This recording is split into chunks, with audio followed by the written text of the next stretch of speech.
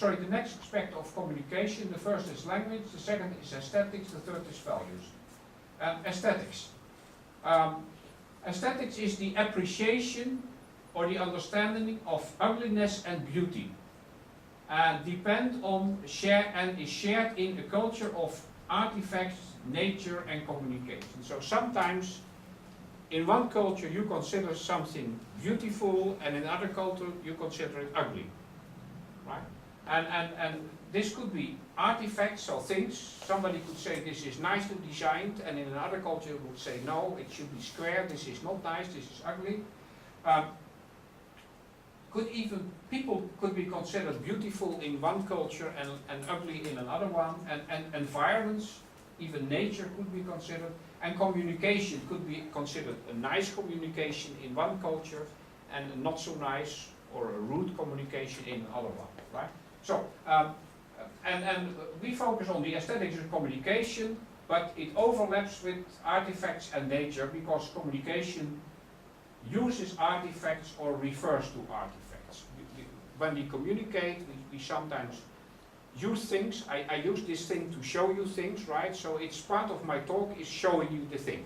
Or part of my talk is making a gesture or pointing to something. I could point to these flowers and telling about these flowers, then the picture is part of my communication. Okay? So, an example. In the archaic period is about 600 years BC. In the Greek culture, these are examples of what was considered beautiful dresses.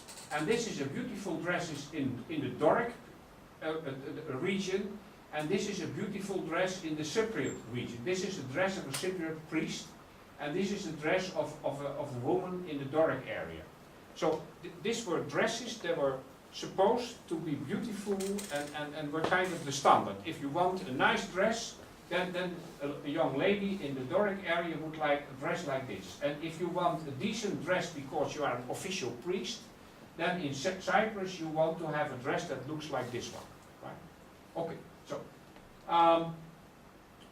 again for aesthetics, I think there is communication between culture that has aesthetic problems because what one considers a beautiful artifact, another considers not a nice artifact. And the same is about nature and about the way to communicate. And my suggestion is just think about it, but keep aesthetics in mind.